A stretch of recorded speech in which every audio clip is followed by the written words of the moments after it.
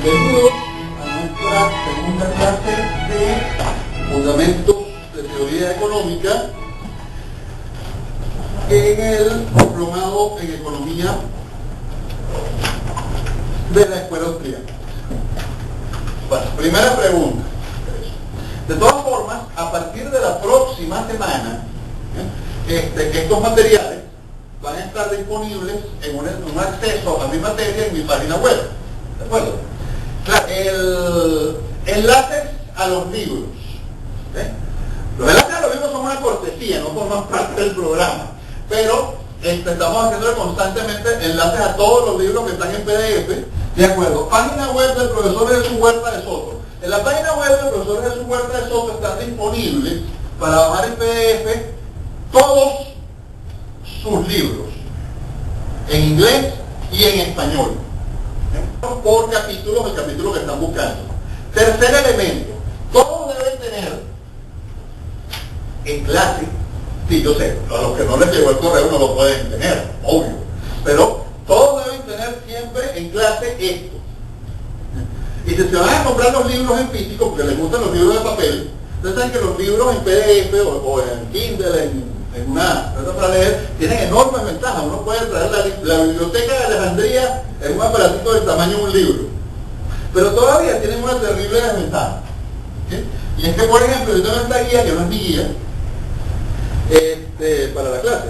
¿Y qué tiene por aquí?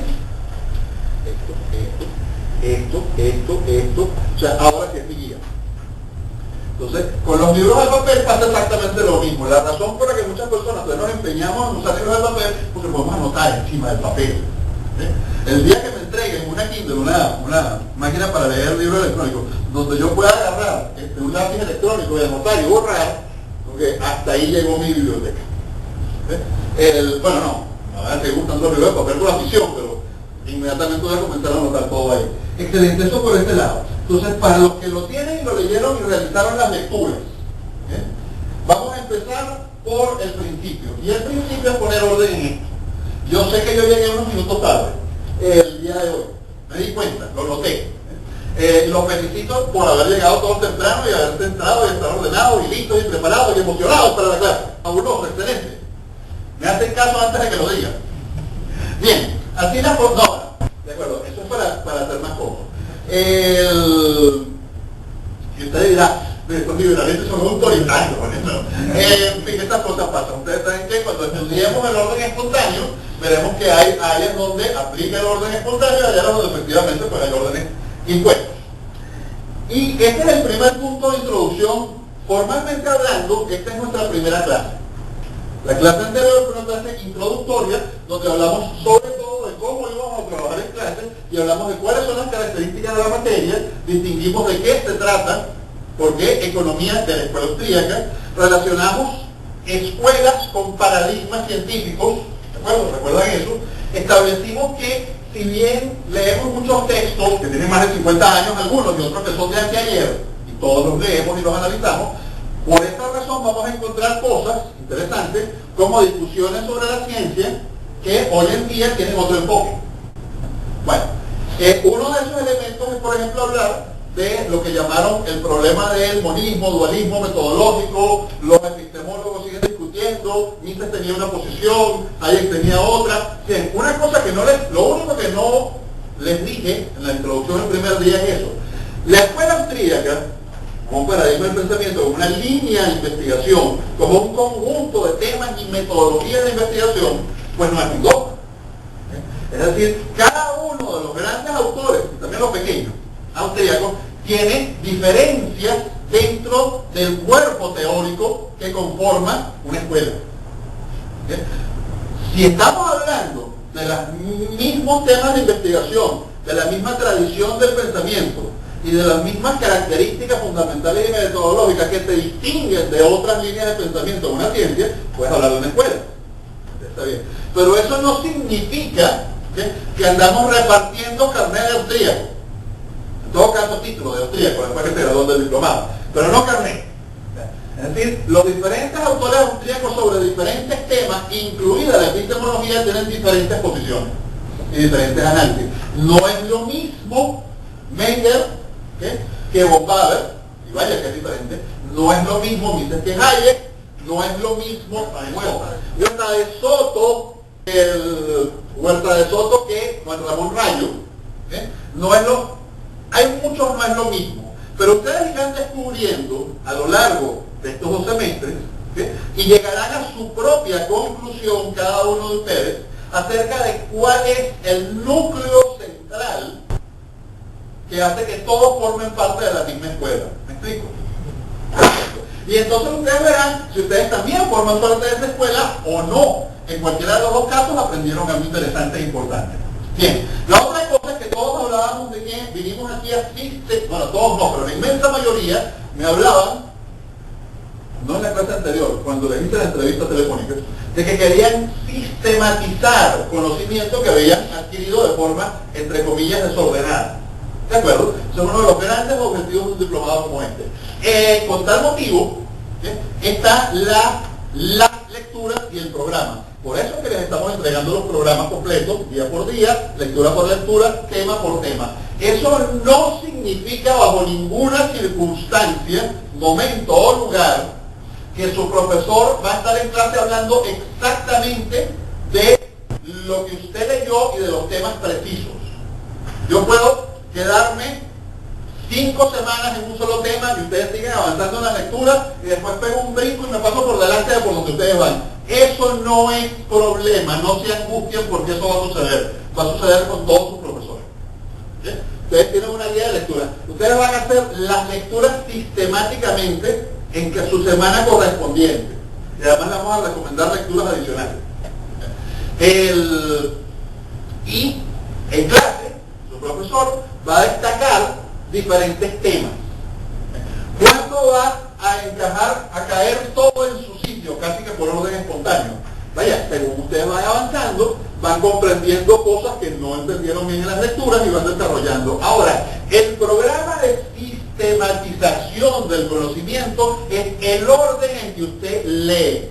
Las instrucciones de lectura dicen algunas, leer y otras estudiar detalladamente. ¿Qué significa estudiar detalladamente? Estudiar en detalle, leer, volver a leer, anotar, revisar, incluso memorizar algunas cosas que son importantes. Perfecto. Una vez que hemos entendido eso, podemos entrar en el tema. La primera cosa, cuando uno se enfrenta a la teoría económica desde la óptica de la escuela austríaca, es entender que en ciencias sociales, al menos para los austríacos, si usted no entiende lo que es el orden espontáneo, no entiende absolutamente nada.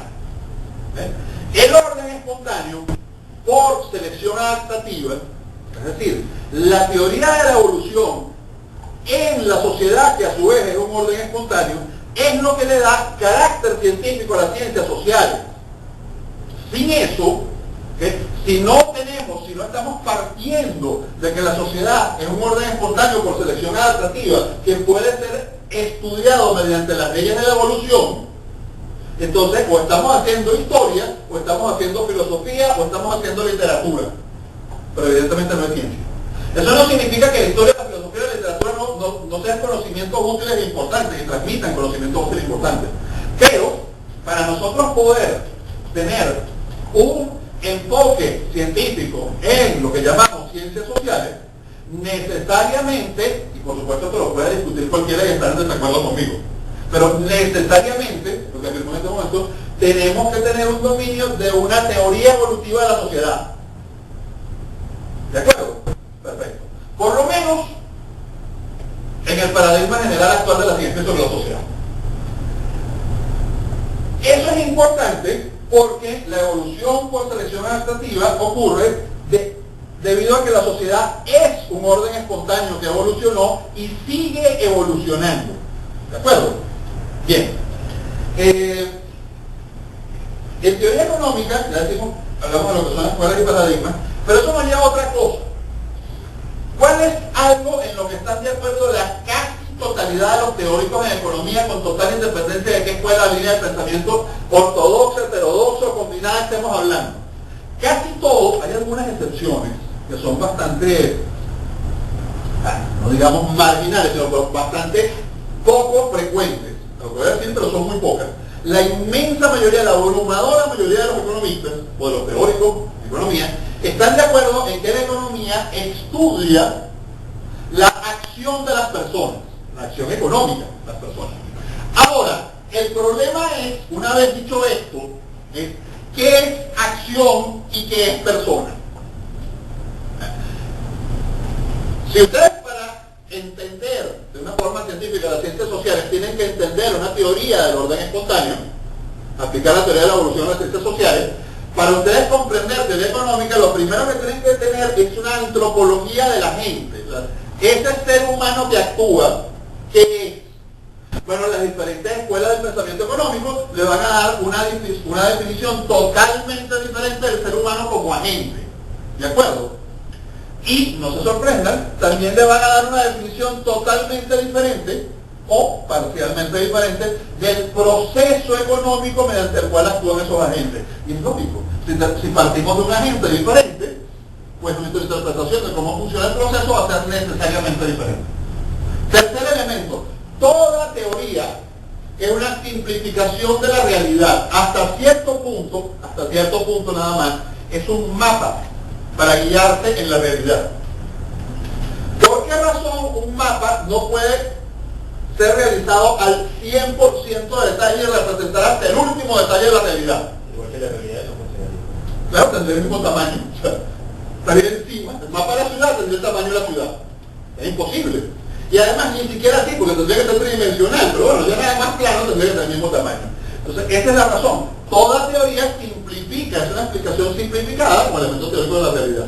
Bueno, eso significa entonces que este agente económico nunca, probablemente, nunca va a tener toda la complejidad del ser humano. Pero, creemos, al menos los austríacos, que debe ser realista, tanto la representación de la gente, o sea, cercana a la realidad, capaz de representar al hombre como realmente es, al menos en ciertos aspectos, no necesariamente en todos, pero en ciertos aspectos, igual que el proceso tiene que ser realista. Es decir, si una teoría no tiene aplicabilidad, tenemos una teoría extraordinaria, maravillosa, pero cuando va a aplicar a la realidad no tiene nada que ver con los problemas económicos. O sea, es una cosa, una construcción etérea ahí en el aire, algo así como la teoría de Barrow, con el asunto, sí, yo sé por qué él se ríe. Pingüinos que te rascan la espalda, eso es genial. Bueno, otro día hablamos de los pingüinos que te rascan la espalda. ¿Cuál es el problema? La teoría no tiene absolutamente ninguna aplicabilidad, no tiene nada que ver con la economía de los seres humanos. Tiene mucha coherencia interna, ¿no?, dentro de la teoría. Pero al no tener aplicabilidad, uno, si somos empiristas y queremos contrastarla, pues van a ver contra qué la contrastan, contra sí misma, porque no tiene aplicabilidad. Y en segundo lugar, ¿para qué demonios sirve? Es una mierda. O sea, no sirve. O sea, si estudiamos economía, para estudiar la economía, no para estudiar qué. Bueno, si yo quiero estudiar modelos matemáticos, pues es otra cosa. Me dice que soy economista. De acuerdo. Así las cosas, empezamos por lo que los austríacos en el siglo XXI hemos más o menos consensuado que sería el punto de partida. Y es interesante, si ustedes leen los diferentes tratados que han escrito grandes autores austríacos, van a encontrar diferentes puntos de partida. Casi todos empiezan por los bienes, porque hubo una época en que los tratados de economía se empezaban por los bienes. Mengele empieza así. Pero hoy en día, con el desarrollo del cuerpo teórico, tendemos a empezar por el agente. Y para empezar por el agente, empezamos por su característica distintiva en el enfoque austríaco del problema, que es la empresarialidad o la función empresarial. ¿De acuerdo? Entonces, este es nuestro punto de partida. La empresarialidad o función empresarial. Segundo, ¿hasta qué hora dura esta clase? 9:30. Y debo informarles algo. Su próxima clase, el día de hoy, no la va a dictar el profesor, sino el videoín y las cornetas. Cuando sean las 9:30 les explico el resto de los detalles. Pero, llegado el momento les explicaré. Así que, si de casualidad, abusivamente, como hice el otro día, me robó un poquito del tiempo, no se angustien. De todas formas, el que está cargado con las cornetas sigue siendo yo. Esta vez. Bien. así las cosas, ¿qué es la función empresarial? ¿Qué es la empresarialidad? Bueno, empresarialidad es un neologismo, una palabra que nos inventamos para usarla en este tiempo verbal. Bueno, podemos empezar por donde uno suele empezar en estos casos, que es por el diccionario. Entonces, si busca la etimología de la palabra, el origen de la palabra, se encuentra con que como casi todas las palabras en español tienen origen latino, es decir, vienen del latín. Las palabras en español normalmente o vienen del latín, o vienen del árabe, y hoy en día o vienen del inglés. Algunas por ahí vienen del francés, del italiano, pero o vienen del latín, o vienen del árabe, o vienen del inglés. ¿Por qué del latín? Bueno, porque es un idioma de latino, formamos. Alguna vez los territorios en donde evolucionó lo que hoy le llamamos español, se habló latín porque formaban parte del Imperio Romano. Exactamente. ¿Por qué motivo del árabe? Ustedes se enteraron que los árabes, o por lo menos los musulmanes, gobernaron España durante varios cientos de años. Casi mil. Los españoles suelen decir 800, pero no, la cifra no es muy precisa que te diga. O sea, la reconquista no ganó cuando empezó, no cuando terminó, bueno, ese no es el punto. Por cierto que hablaremos de eso en la clase de hoy para poner ejemplos. Bien, entonces, en el caso de empresa, proviene del latín. Imprendo, imprendi, imprensum. ¿Qué significa eso en latín? Ver, descubrir, atrapar, darse cuenta de algo. Y es maravilloso que ese sea su origen etimológico, maravilloso para nosotros. Porque para nosotros, la acepción que tiene importancia para el significado de empresa es esa, la de ver, descubrir. Descubrir. Lo estaba cubierto y lo descubrí. ¿De acuerdo? Excelente. Si siguen la palabra a lo largo de diferentes idiomas, van a encontrar cosas muy interesantes. Van a encontrar, por ejemplo, que en francés, empresario es entrepreneur. Que en portugués, empresario es empresario. Y que en español, ¿cómo se dice empresario en español? Claro, ¿cómo es? ¿De qué color es el caballo blanco de Simón Bolívar? No, perdón. ¿Saben para qué uno usa esas preguntas idiotas y clases? Para saber si están despiertos. No, de verdad, es la hora. Para saber si están despiertos. ¿Alguien se durmió? Estoy hablando un tono de voz demasiado bajo, sobre todo yo, un tono de voz bajo. Pero bien, o demasiado plano, no hago variaciones, los estoy aburriendo, se duermen, no están dormidos. ¿Saben que empresario en español se dice empresario? Excelente. Establecido eso, viene un dato muy curioso. Originalmente, cuando se empieza a usar la palabra, ¿qué rayos es un empresario? Esto es interesante porque el lenguaje es una institución social del orden espontáneo de la sociedad. La sociedad es un orden espontáneo en el cual evolucionan instituciones. Para nosotros, me voy a adelantar un poco de vez en cuando, esto lo estudiaremos en detalle en su momento, pero para nosotros la palabra institución en teoría económica tiene un significado muy preciso. Institución no es, qué sé yo, el CEDIS es una institución porque tiene 30 años, no, eso no. Eso es una organización. Una institución es cuando usted dice, esta costumbre está institucionalizada, es decir, ya todo el mundo lo hace, pero todo el mundo la conoce. Bueno, eso es una institución. Una institución es un comportamiento pautado. Excelente. Bien, en ese sentido, claro, después hay quienes en otras líneas teóricas hablan de instituciones formales e informales. Eso no es el punto. Para nosotros, institución es eso, lo otro es organización. Si la llamamos institución o organización, lo hacemos para usar un lenguaje coloquial, no utilizando un lenguaje preciso. ¿De acuerdo? Excelente. Podemos utilizar lenguaje coloquial. Tampoco vamos a estar hablando en jerga todo el tiempo. Bien, así las cosas, empresario, en los idiomas romances, exacto, en los idiomas romances de Roma, no de Roma, no de amor, de Poste Populorum, se me olvidó, aquí iba a decir Roma en latín, se me olvidó, seguro que se me olvidó. Las siglas son SPQR. Pero el punto en este momento es que les decía que el lenguaje es una institución social. Veamos por dónde viene la palabra. ¿Qué eran los empresarios cuando comienza a aparecer la palabra en los idiomas romanos? Bueno, es difícil de traducir porque esa actividad hoy en día no existe. O sea, no en la forma en que existía en aquel momento. Uno podría decir que eran maestros de obras. Sí, pero es que la palabra maestro en la Alta Edad Media y la Baja Edad Media significaba una cosa totalmente diferente de lo que significaría hoy en día. O sea, no es el albañil con experiencia. O sea, el maestro era otra cosa. Perfecto. De hecho, cuando ustedes hacen una maestría, están tomando este tipo de maestro.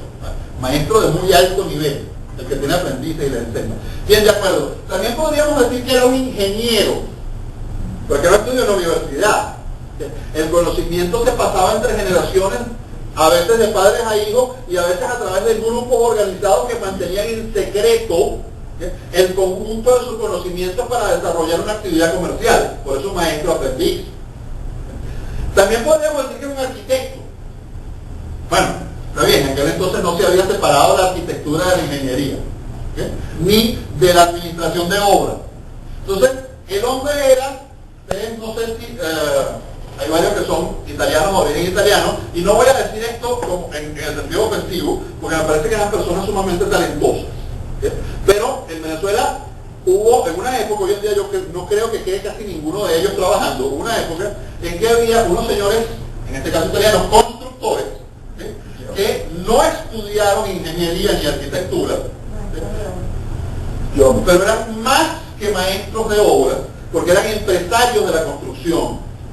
No eran maestros de obra, pero eran empresarios de la construcción, que había desarrollado un conocimiento bastante amplio por experiencia, por conocimiento práctico, de ingeniería y de arquitectura. Y entonces lo llamaban ingeniero constructores. No era ingeniero no era ingeniero, pero se lo decían, en realidad se lo decían por respeto, no crean que era por burla. El hombre impresionado porque sí sabía. Sí, bondadoso. ¿Ah? Sí, bondadoso. Algunos sí sabían. Por lo menos de ese edificio en particular que siempre construían el mismo en todas partes. De ese edificio en particular, el tipo sabía más que cualquier ingeniero. Entonces, no lo pongas a construir otra cosa. Estoy de acuerdo contigo. En todo caso, lo que quiero ser generoso con esto es a entender que en la Edad Media, esos señores ingenieros constructores de la Edad Media sí tenían el estadio del arte, del conocimiento, de la arquitectura y de la ingeniería de aquel momento. Y se transmitía por la vía que hoy llamaríamos práctica. No se había sistematizado en el sentido científico, bueno, las universidades eran otra cosa, etc. Y estos señores eran empresarios, es decir, entrepreneurs, y sobre todo entrepreneurs. ¿Por qué sobre todo entrepreneurs? Porque la mayoría de estos grupos, logias, de ahí viene el término logia masónica, de estos grupos de canteros, constructores, especialistas en la construcción de las edificaciones más importantes de aquella época, solían ser franceses, o de cultura francesa, es decir, de ahí provenía el grueso de la información. ¿Y cuáles son los edificios más importantes de la Edad Media? No, las catedrales. Una iglesia puede ser, primero que nada, hablemos del idioma como institución social. Una iglesia es un grupo de personas. Una iglesia es un grupo de personas. Es un grupo de pies. Un templo es otra cosa. Bien, les voy a recomendar un libro que no tiene nada que ver con la economía, no es austríaco y capaz que el autor puede ser hasta socialista. No sé si lo es o no es, pero es un libro fascinante. César de Marchi, Grandes Pecadores, Grandes Catedrales. ¿Por qué se lo voy a recomendar? Porque es muy interesante entender las enormes diferencias entre la Edad Media y nuestro tiempo. Esto no forma parte de las lecturas del curso ni muchísimo menos. No es para que lo lean ahora cuando puedan.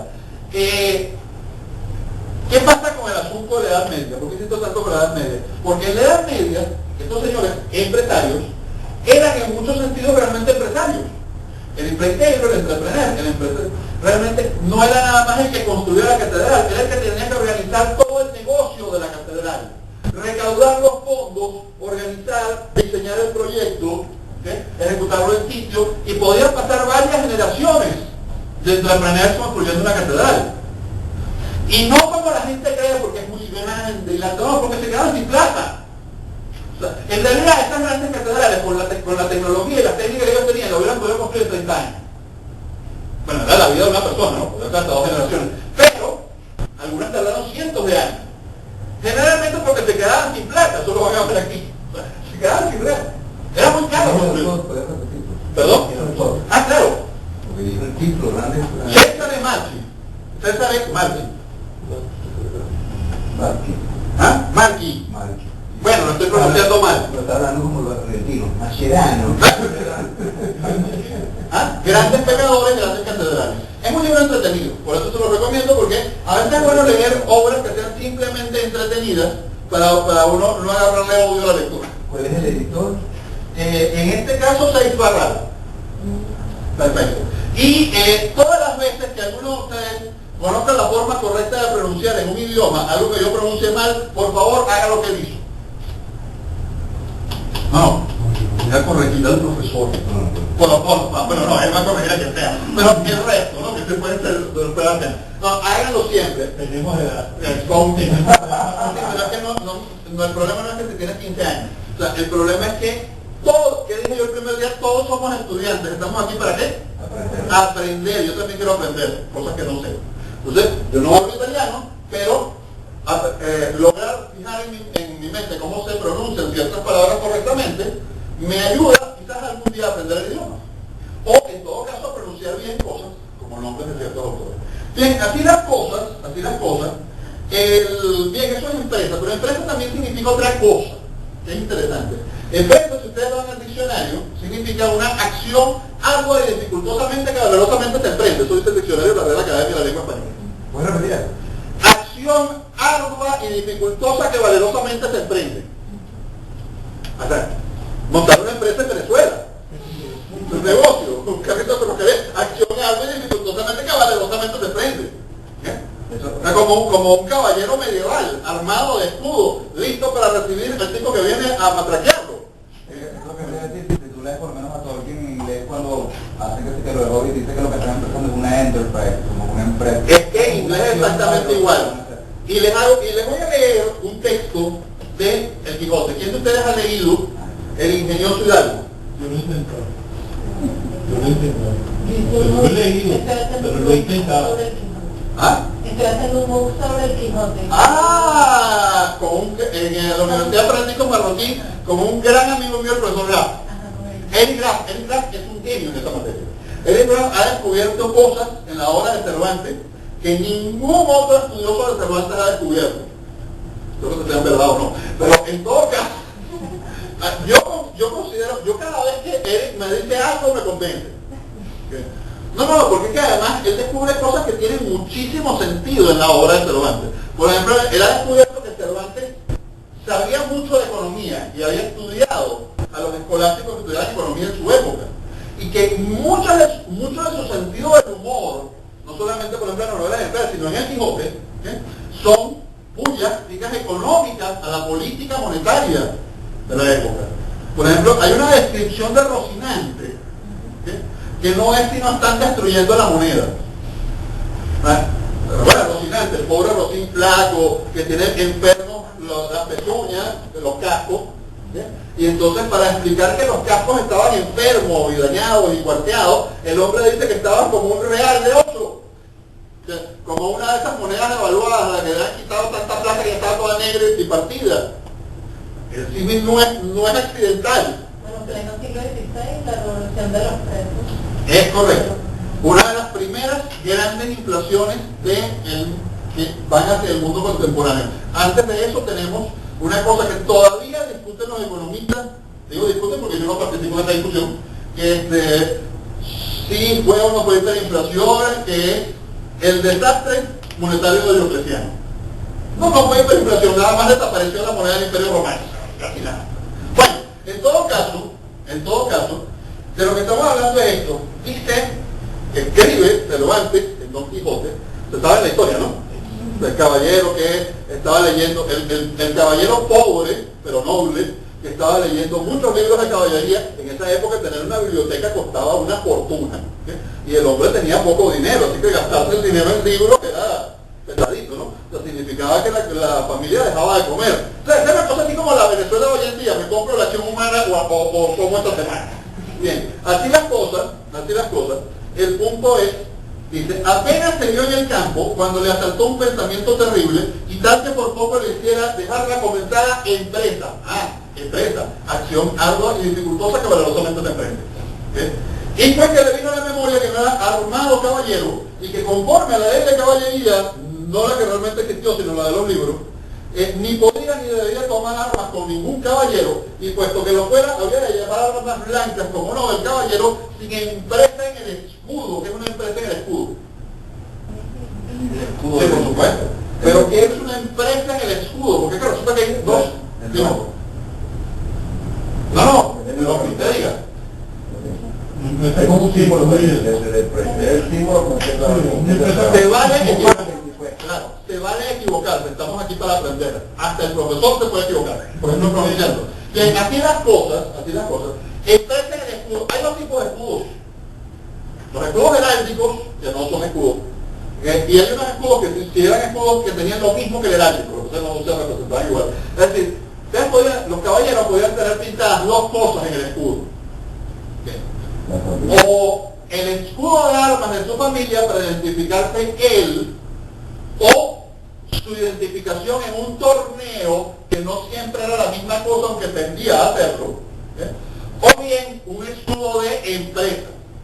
Y les hago una pregunta. ¿Todos ustedes recuerdan haber visto cuando estudiaban así de niños o de adolescentes en algún libro 3 barquitos que atravesaron el Atlántico que tenían pintada una cruz roja en las velas? ¿Quién era el capitán de esos barcos? No, eso es trampa, porque Cristóbal Colón era el almirante de la flota. ¿Ah? Había 3 capitanes, uno de ellos era... Había 3... Colón no era capitán de ninguno de los 3 barcos, era almirante de la flota. Pero era almirante al fin. Cada barco tenía un capitán. Cada barco tenía su capitán. Sí, los hermanos Pinzón. Los hermanos Pinzones. Y efectivamente es Pinzón. Pero bueno, en todo caso, el punto importante aquí es que eso que el señor Cristóbal Colón colocó en las velas de su barco es una empresa. Y si alguien ha visto alguna película en donde hayan reconstruido bien la ropa de época, notará que los cruzados, no todos los cruzados, parte de los cruzados tienen exactamente la misma empresa en sus escudos y ropa. Es una de las empresas de las órdenes de los cruzados. Otros tienen cruz azul, esa cruz roja es una de las cruces de la cruzada. Es decir, Colón estaba haciendo una cruzada, su objetivo oficial era llevar la fe cristiana a Asia. No, él no sabía que estaba América atravesada en el medio. De hecho, Colón es un pésimo científico. Colón estaba absolutamente convencido de que la Tierra era muchísimo más pequeña de lo que es. Y todos los señores que dicen que eran primitivos y que no sabían nada, así las películas que te presentan, no, Colón, esos tipos decían la Tierra. No, nadie pensaba que la Tierra era plana en esa época, se me entendió. Todos tenían muy claro que era una esfera, y además que giraba. El problema era ¿qué tamaño tenía la circunferencia? Porque como nadie le había dado la vuelta, pues no estaban seguros. Y había varias formas matemáticas indirectas de calcularlo. Y Colón ya tenía una que le decía que la Tierra, que Asia quedaba, Japón quedaba en Cuba. Y toda la suma del Atlántico, el Pacífico y la América tenía el tamaño del Atlántico. La Tierra era muchísimo más pequeña que él. O sea, el día para Colón duraba una cosa así como 18 horas. Está totalmente equivocado. El problema es que Colón era un pésimo científico, pero era un gran navegante y comerciante que había navegado por el Atlántico y tenía un conjunto de conocimientos prácticos y tradicionales que le decían que a esa distancia tenía que haber tierra. O sea, había demasiada evidencia indirecta de que a esa distancia había tierra, y la única explicación que él encontraba para eso era que fuera Asia. ¿Me explico? O sea, había muchísima evidencia que aproximadamente a esa distancia había tierra. Bueno, esa evidencia práctica de los navegantes, los científicos sentados de la época, no en términos actuales científicos, pero digamos los profesores de la universidad de la época, los matemáticos, cosmólogos, astrónomos, no la tomaban en cuenta. Es una evidencia práctica, no poseían marinos, eso no son científicos. Y nosotros pues no dominaban la matemática del asunto, y así andaba la cosa. Entonces hay que tomar en cuenta toda la evidencia de donde quiera que venga. El punto entonces es que esto es una empresa, escudo de empresa. Perdón, disculpen. Bien, entonces,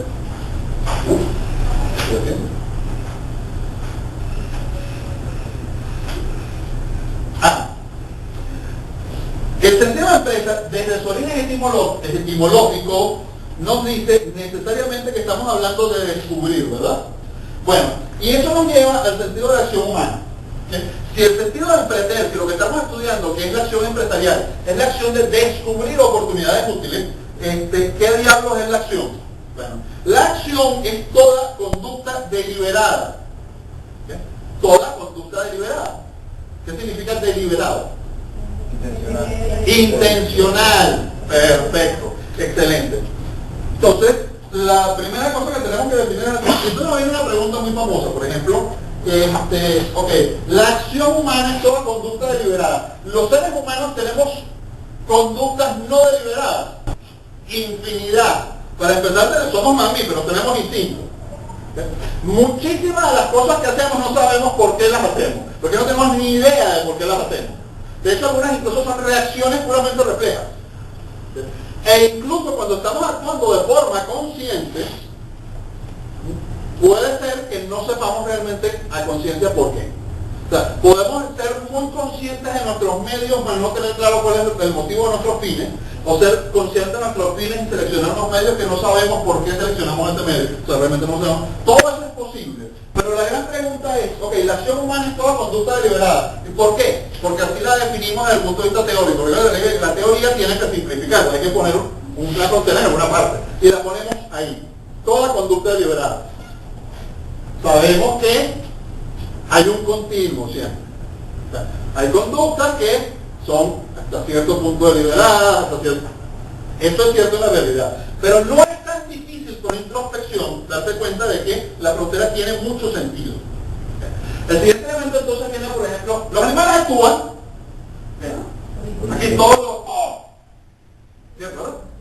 Pues sí, los animales actúan. Lo que pasa es que no es acción humana. Personas que tienen un gato, ¿sabes que los animales? Bueno, los animales actúan, porque los animales tienen conductas deliberadas o orientadas, pero depende de qué animal. Vamos por partes. Los perros actúan, sí, como no, los perros actúan. Los gatos actúan, sí, los lobos actúan, sí, los lobos actúan. Los chimpancés actúan muchísimo. Los macacos japoneses actúan, sí. Los cocodrilos actúan ni de chiste, porque para poder actuar se necesita en el cerebro tener corteza cerebral, sobre todo corteza prefrontal, que es la parte del cerebro donde no viene ya todo armado, sino que se arma por procesos de aprendizaje. Los reptiles no aprenden, ya saben todo. Ellos nacieron aprendidos. Si usted nació aprendido, o sea, están llamando cocodrilo, o lagartija, depende. Los reptiles no aprenden porque no tienen eso del cerebro, o sea, su cerebro no evolucionó así. La forma en que los reptiles podrían adquirir una conducta nueva es un proceso de accidente evolutivo. Bueno, hay un cambio genético, y eso es exitoso o no exitoso, se conoce en el proceso biológico. Pero un cerebro capaz de aprender, un cerebro que tiene un montón de neuronas sueltas, para no hacerles el cuento muy largo, que se pueden recombinar por información sensorial, puede evolucionar y puede crear una cosa maravillosa, que es que ya no necesitamos transmitir la información de una generación a otra por selección adaptativa, de la forma divertida. Podemos hacerlo de la forma aburrida. ¿Cuál es la forma divertida de transmitir información de una generación a otra? No, hombre, la reproducción. La forma aburrida es el aprendizaje. O me van a decir no, a mí me parece esto mucho más divertido. No, si no, lo que es más divertido es el producto. Para cuidar al bebé, pero el proceso de hacerlo es una maravilla. Precisamente la naturaleza es sabia, si no fuera una maravilla, ¿quién se atreve? Bueno, así las cosas, los animales que tienen capacidad de aprender, pueden adquirir experiencias, imitar cosas que ven de otros animales o de otros ejemplares de esta especie, y pueden transmitir de una generación a otra información. Si además son animales sociales, es decir, que tienen conducta social, llegan y tienen un cerebro suficientemente grande, llegan a crear un conjunto de cosas aprendidas que van pasando sistemáticamente de una generación a otra y que van variando. Sí. Eso se llama precultura. ¿Y por qué no cultura? No, porque cultura es exclusivamente humana. No, eso es especismo. O sea, no de las especies, no, de racista con los animales. No. Se llama precultura, ¿okay? Porque sí, los animales inteligentes actúan, pero la diferencia radical con la acción humana no es únicamente que, obviamente, la acción de los animales no puede ser acción humana. Puede ser la acción de los perros, es acción perruna. ¿Okay? La acción de los lobos es acción lupina. No puede ser acción humana. Pero el punto importante es, los animales que crean conjuntos de precultura y la transmiten de una generación a otra, ¿cuántos fines tienen que transmiten y manejan de esta forma? Muy pocos. Y normalmente, en la mayoría de los casos, son los mismos fines que un reptil soluciona por la vía exclusivamente genética.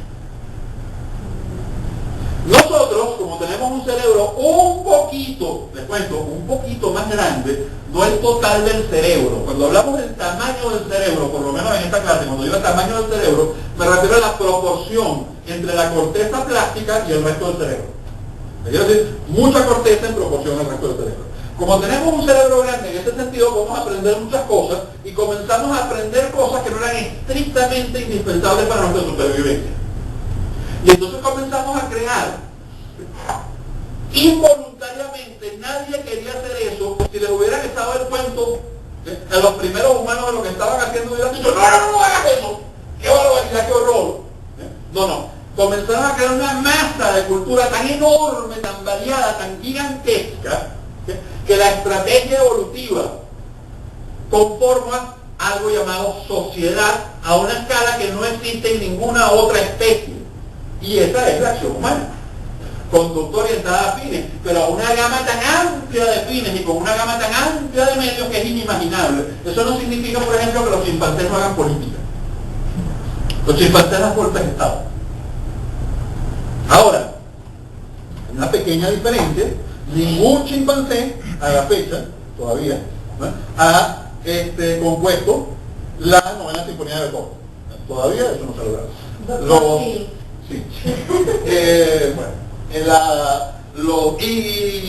La estética, la emotividad, todo eso es cierto. Pero el grado en ese continuo establece una diferencia radical. No tan radical como para decir que no actúan, sí, por supuesto que actúan. Los que tienen cerebro que les permite actuar sobre una gama muy limitada de fines. Los seres humanos que actuamos sobre una gama muchísimo más amplia de fines. Ahora nos limitamos a la acción humana. Olvídense de la acción perruna, de la acción chimpancé, o sea, de aquí para adelante, acción humana exclusivamente. ¿Cómo podemos categorizar, dividirla en partes para entender y sistematizar la acción humana? Bueno, vamos a empezar por el principio. ¿Cuál es el primer elemento que nos permite comprender la acción humana? El primer elemento es el elemento fin. ¿Qué es un fin? ¿Quién me dice que es un fin? Un fin es un objetivo, algo que pretendemos alcanzar. Bien, lo que el actor, lo que el agente económico, lo que el hombre, todavía no lo hemos definido, dije que era muy importante, pero no hemos llegado ahí, lo busca, lo que pretende, lo que busca, ¿de acuerdo? Excelente. Un fin es aquello que el actor se propone lograr como resultado de ¿qué? De una acción, no de sus deseos. O sea, un fin no es algo que yo digo, yo quisiera ser millonario. Y por lo tanto voy y me compro el billete de lotería. Mira, la probabilidad es pésima. Pero bueno, realicé una acción. Lo que sí es bien difícil, es como decía una señora muy amiga mía mayor que dice, yo debería ganarme la lotería, pues empieza por comprar el boleto, porque o sea, si no, nunca compra boletos, nunca va a ganar la lotería. Bien, así pues, acción orientada a un fin. Y eso, por cierto, nos lleva mucho al problema de la contrastación empírica. Porque, una pregunta, ¿dónde están los fines de los seres humanos? Físicamente, ¿dónde están? Exactamente. Bueno, no sé si algún día la neurociencia va a ser capaz de llegar a identificar este tipo desea hacer tal cosa. Realmente las probabilidades son muy pequeñas, por lo menos no con los tomógrafos actuales. Sin embargo, el asunto es, ¿sí? Además, hay una cosita que es que además los fines cambian Constantemente y vienen en escala. ¿Okay? Pero el punto interesante es que un fin, al igual que en última instancia es una idea, no es observable, no es medible, no es verificable. Si fuéramos positivistas no sería científico hablar de eso. ¿Okay? Entonces les cuento que si somos positivistas estrictos, lo que el doctor hace no es una ciencia. La psicología no, en el ser positivista absolutamente estricto es imposible, porque trabaja con cosas que no son medibles y cuantificables, que eso es lo que está en la mente de las personas. ¿Qué es la mente? Bueno, simplemente es la forma en que nos referimos al funcionamiento del cerebro. Esto es lo que es la mente, no es una cosa que está flotando por ahí en el aire. La mente es una forma en que funcionan las neuronas, pero no tenemos la capacidad de meternos en las neuronas y ver el detalle. O sea, eso es imposible de medir. En ese sentido, es muy difícil la contrastación empírica en serio, porque tendrían que tener la máquina lectora de mentes del doctor Moreau, el doctor Moreau de la isla que ya se acuerdan. ¿No vieron la película? Entonces, no existe la máquina lectora de mentes del malvado de la película de James Bond. Malvado de la película de James Bond con una máquina lectora de mentes de detalle. Bien, así las cosas, ese es el verdadero problema de contradicciones, porque esto es un fin. Por cierto, voy a tomar prestado un ejemplo de uno de sus ídolos, profesor Huerta. Entonces suele decir que suele poner como ejemplo Fig en inglés, y lo hace por una razón, para volver a despertar a sus alumnos. Porque, les digo algo, ¿cómo se llamaría el fútbol si lo hubiéramos inventado nosotros en vez de los ingleses? No, nosotros. Se llamaría patabola. Nosotros. ¿Okay? No los miembros de la Real Academia de la Lengua, o sea, nuestra cultura en Venezuela. Se llamaría patabola. ¿Okay? Bueno, ¿y cómo se llamaría anotar un sepa Dios lo que nos ocurriría? Qué barbaridad. Pero en todo caso, los ingleses, que son bastante literales, llamaron al juego fútbol, ¿sí? Balompié, no patabola. Y a anotar un tanto lo llamaron goal. Claro, el problema es que cuando se emocionan, ni siquiera los ingleses logran gritar la palabra goal. Entonces, por eso es que nosotros decimos ¡gol! No hay otro motivo. De hecho, cuando la Vinotinto anotó el primer tanto de Uruguay, la selección de Uruguay, pasó algo extraordinario. A 1 kilómetro de distancia alguien gritó un edificio y yo lo escuché en el mío y dije, este hombre se quedó sin garganta. Bueno, en todo caso, el asunto es que... Pero le puedo hacer un comentario. Dígame todo lo que usted desee. Un señor llamado Mussolini, Así como no, un gran socialista. que él habló de una palabrita llamada autarquía. Así como no. Y entonces toda la terminología inglesa fue prohibida en el fascismo, entonces todos los días de fútbol se tenía que decir utilizando palabras italianas. Calcio. Y entonces los italianos no dicen gol, Muy bien. rey. Ah, qué bueno. El rey. Y encima, pero en serio lo llamaron calcio. Se llama calcio. Pero es que el calcio es un juego que se desarrolló en la península italiana, específicamente en Florencia, que aunque todavía los historiadores discuten este tema, en cada ciudad dice que ellos lo inventaron, que no es exactamente el fútbol, no, es bastante diferente. Yo la cosa. Yo diría que bastante más rudo que el rugby, pero bueno. Pero simplemente como para hacer notar de que hay personas que le imponen a uno la forma de... Sí, por supuesto. Porque el idioma pero el idioma va a evolucionar espontáneamente a pesar de los Mussolini del mundo. Y de hecho, para agregar algo al camarada Mussolini, ustedes saben lo que es el fascismo, la teoría del camarada Mussolini. No vamos a entrar en detalle. Lo único que le voy a decir es que, por lo inglés, los socialistas fabianos ingleses desarrollaron un montón de teorías diferentes a las de los soviéticos sobre cómo se podía implementar el socialismo. Una de las menos populares, que menos impresionó en las universidades, allá donde estaban metidos todos los nobles socialistas ingleses, era una teoría acerca de un sistema socialista corporativo, de estructuras de corporaciones. Y yo un señor italiano que necesitaba presentar un proyecto socialista que fuera diferente al soviético, y digo, qué cosa tan interesante, no sé si sirve, vamos a intentarlo. Y se la copió. O sea, El autárquico se fusiló, una teoría inglesa, además impopular en Inglaterra. Bien, así las cosas, la primera categoría que estudiamos es la del fin. ¿De acuerdo? Todos estamos claros de lo que es un fin. ¿Por qué es importante esto? Porque los fines tienen dos características que en economía son vitales. La primera de ellas, como dije, es que están en la mente, son ideas. Y la segunda de ellas es que tenemos fines en escala. Siempre los seres humanos tenemos fines en escala. Preferimos unas cosas a otras. Forma parte de la estructura de nuestra naturaleza. Podríamos buscar explicaciones psicológicas a eso, pero en economía podemos explicarlo con una estructura lógica de teoría, sin necesidad de llegar al extremo de explicar el detalle psicológico. Bien, y no funciona la teoría. Una de las características que hace que una teoría la utilicemos es que funcione. O sea, sea capaz de explicar y de predecir. Si la teoría es capaz de explicar y de predecir, la teoría la usamos. Bien, la estructura lógica, en este caso, nos permite. Entonces, el fin viene en escala. Y esa escala tiene una característica fundamental. Esa escala es ordinal, no cardinal. Yo sé que los que sí saben de matemáticas saben lo que acabo de decir. Para los que no saben tanto de matemáticas, te lo voy a explicar de la forma más simple posible. Ordinal se refiere a orden. O sea, cuando yo digo 1, 2, 3, 4, significa que él está de primero, él está de segundo, él está de tercero, él está de cuarto. No significa que las distancias sean exactamente iguales. Cardinal significa, no necesariamente que las distancias son iguales, sino que cada número representa un valor matematizable al otro. Si son números reales, sí, las distancias son iguales. Si son números complejos, el asunto es, como eso se nombra, más complejo. Pero el punto importante es que son ordinales, es decir, el 1 puede estar aquí, el 2 aquí y el 3 aquí a 5 centímetros del 2, por ponerlo en un ejemplo espacial, que tampoco es así. Es con cuánta intensidad yo valoro más este fin que este otro. Yo usé antes del tiempo la palabra valor, porque es que el idioma nos vuelve un 8 para explicar estas cosas. No nos alcanza la lengua, ni la española, ni la inglesa, ni la rusa, ni el latín mucho menos. Es difícil.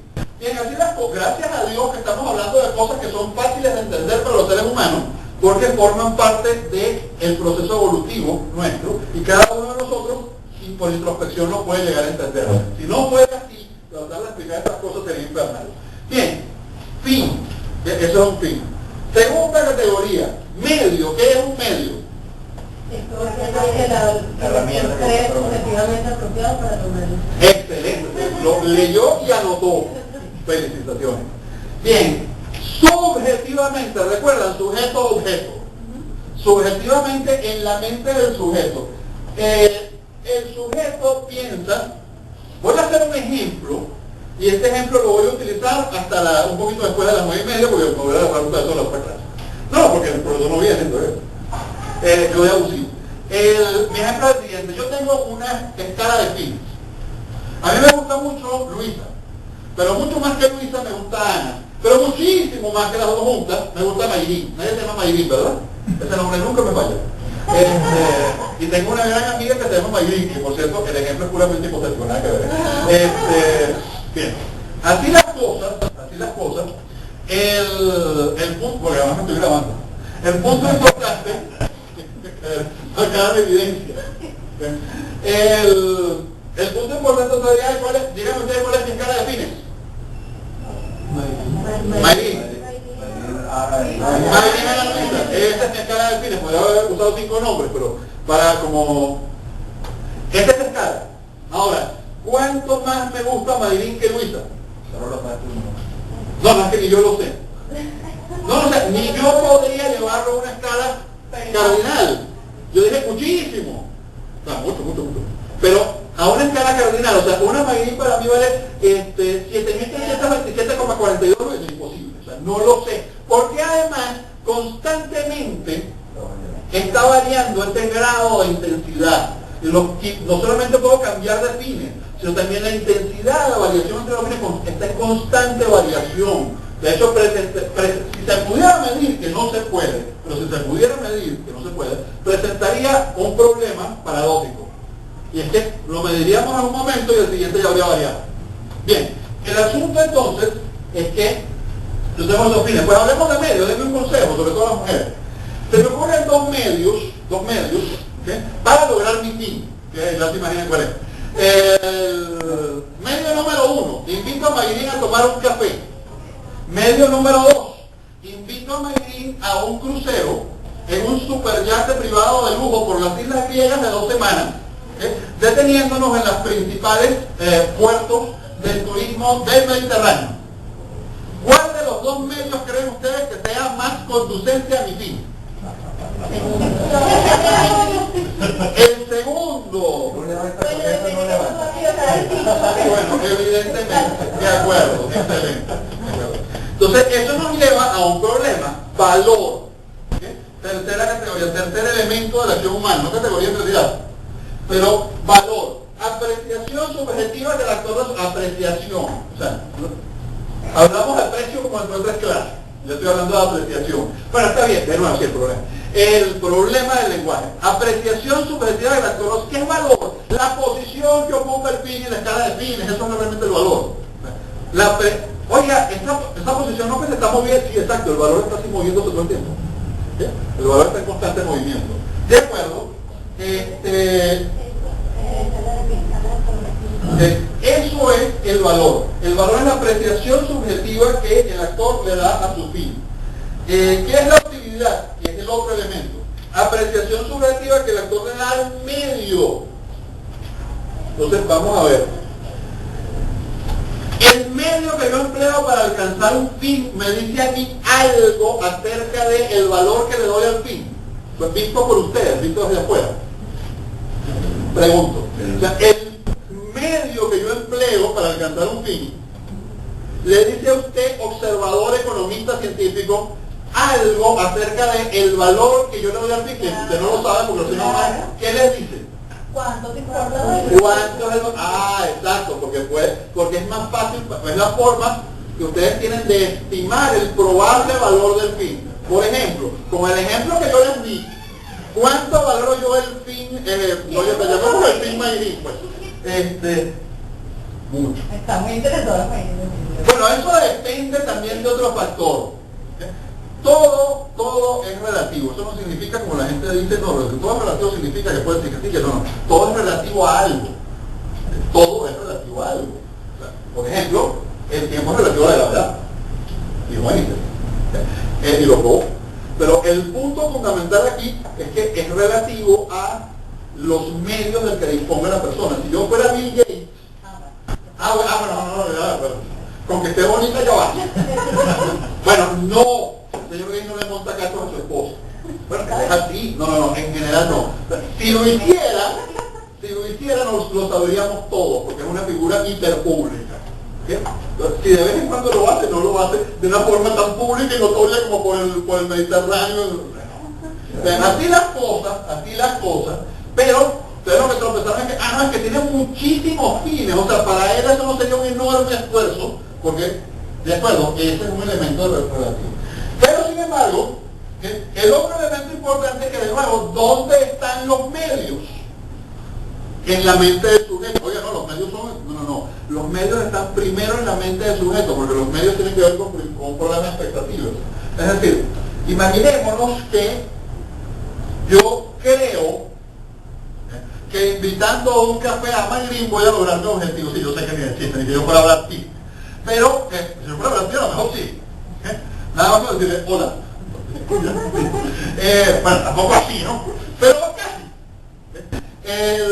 El punto entonces es, desde el punto de vista de la economía, el asunto no es la efectividad o la eficiencia del fin. El asunto es que es suficiente que el actor piense que eso es un fin, piense que eso es un medio, ¿sí?, para que nosotros lo estudiemos como tal. ¿Me explico? No prejuzgamos acerca de los fines y los medios. ¿Por qué no prejuzgamos acerca de los fines y los medios? Porque no imponemos nuestra escala de fines a los demás. Bueno, sí, todo el tiempo pretendemos hacerlo, pero cuando estudiamos economía, ¿sí?, si los fines de las personas, los fines que se emergen intersubjetivamente en el mercado, son estúpidos, ¿sí?, esta frase que acabo de decir no es de un economista. Para un economista, los fines nunca son estúpidos. Es claro. Poder decir, bueno, sí, pero dejo de considerarme economista y me considero un ser humano que conoce relaciones de causa y efecto y digo, no, bueno, son los fines de un montón de estúpidos. Es otra cosa. Los tipos que tienen esos fines son idiotas, o los tipos que pretenden usar esos medios son imbéciles, o ignorantes, o malintencionados, o malvados, pero los fines y los medios los estudiamos objetivamente, ¿okay? Hasta donde nos es posible conocerlos, porque no entramos en la mente. Bien, perfecto. Entonces, ¿qué es la utilidad? ¿Qué? Apreciación subjetiva que el actor da al medio. Lo cual te lleva a una cosa muy interesante. El valor es al fin lo que la utilidad es al medio. ¿Está claro? El valor es al fin lo que la utilidad es al medio. El valor es la apreciación subjetiva que el actor da al fin, ¿verdad? Y la utilidad es la apreciación subjetiva que el actor da al medio. ¿Aprendemos? Sí, aprendemos. Por ejemplo, aprendemos cuáles son los medios que funcionan y los que no. Claro, obvio. Cuando, imagínate, vamos a poner un ejemplo de mujeres en vez de hombres esta vez. Imagínate una niña preadolescente, ¿okay? Que están comenzando a gustarle a los niños. En la Venezuela está así como a los 8 años. Pero, no, bueno, sí, en serio. Pero, vamos a mi generación, como a los 14, 13, 14. La primera vez que hago una fiesta, no, se puso una minifalda, se maquilló, no le quedó muy bien el maquillaje, pero tenía experiencia, tuve que consultar a su hermana mayor. Para las mujeres no tener hermana mayor debe ser una desgracia, yo no la pusieron, pero por otros motivos. Bien, así las cosas.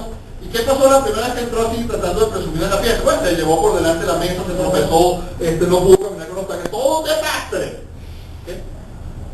Exactamente igual que al tipo que al preadolescente que finalmente se levantó, porque con todo el desastre le gustó. Entonces se le acercó y le dijo, ¡Ole! Falta experiencia, no había aprendido. Bien, perfecto, sin embargo se aprende. Vamos ajustando los medios de acuerdo a la experiencia. Por cierto, hay dos ejemplos clásicos. Uno de ellos es el problema, el ejemplo clásico que usan muchos economistas para explicar esto. Perdón, disculpen. Ahora salir de cámara incluso. El ejemplo de el niño enfermo en una cultura primitiva. Es una cultura primitiva, aislada, en las montañas de Nueva Guinea. Antes de que llegara el primer avión, no se sabía que había gente ahí y había toda una cultura bastante avanzada, bueno, para lo aislada que estaba, y bastante diversa.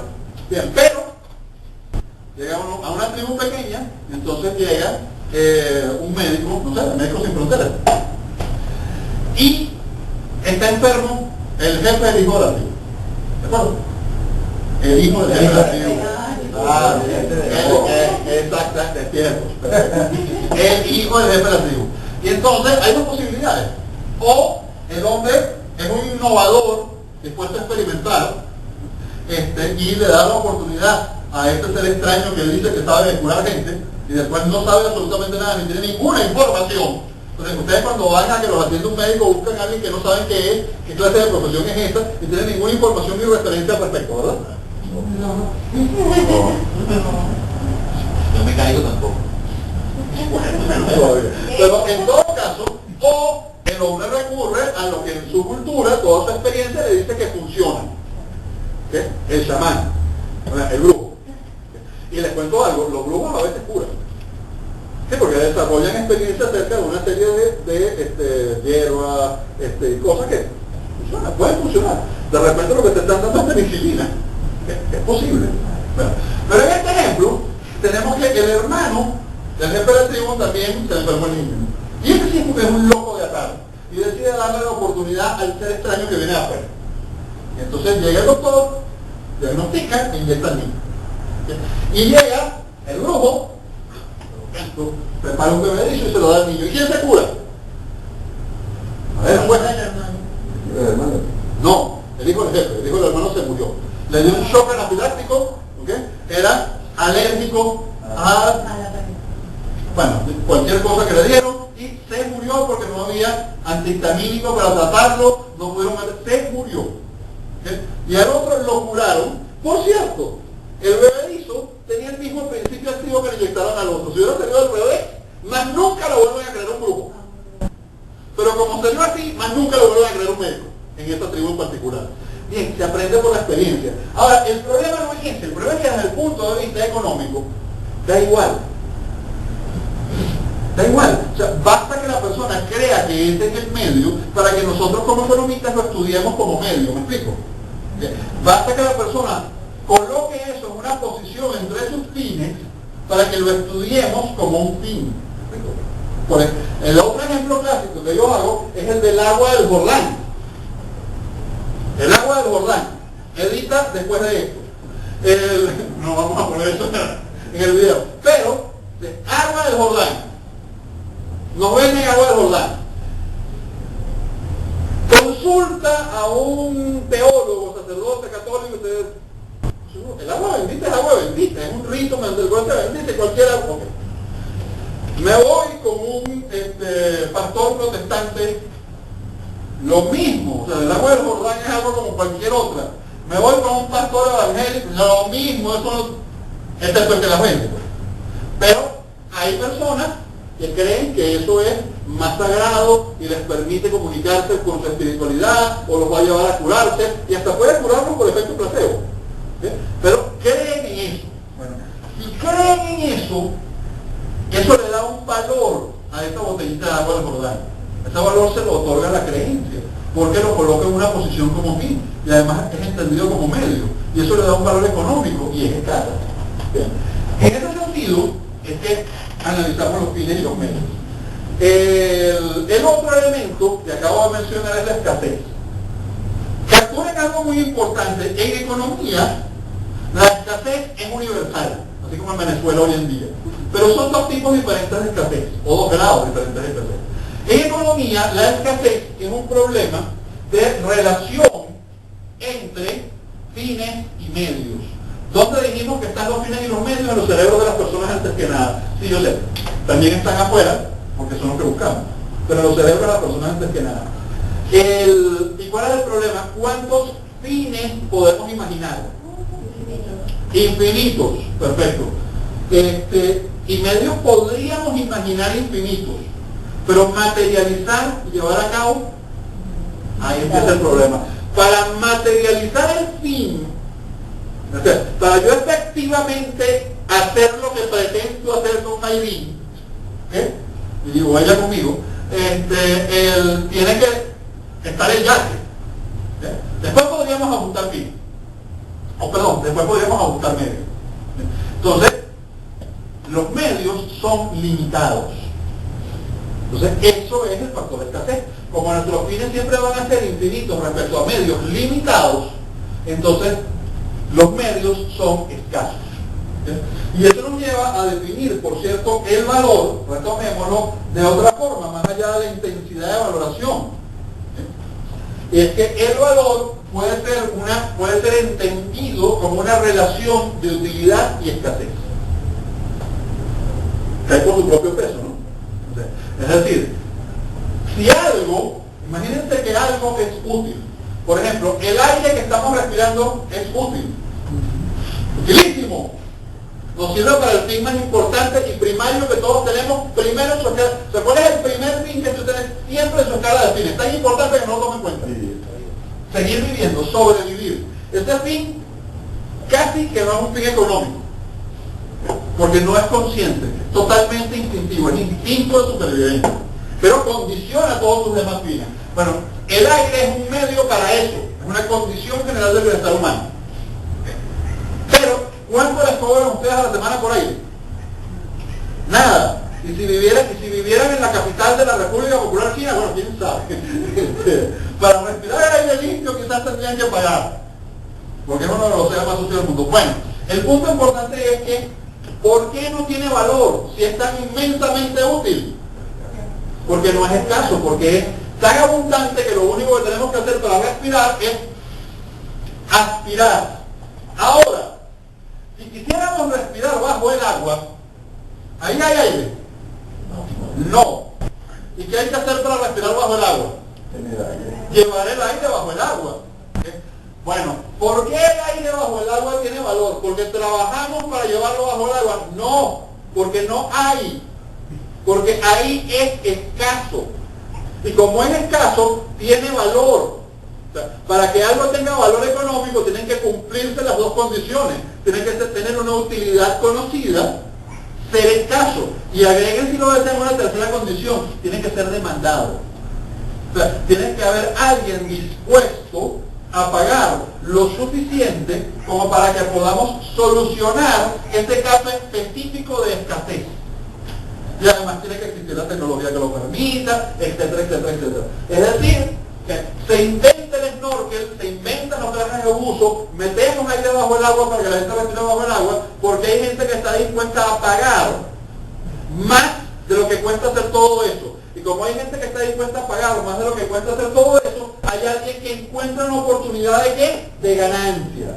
¿Qué? Y ese es el tipo de oportunidad que la acción empresarial constantemente está buscando. Pero no es solamente la naturaleza empresarial del hombre referida a la oportunidad de ganancia matematizable desde el punto de vista contable. No es la ganancia que expresa la contabilidad, es cualquier forma de ganancia.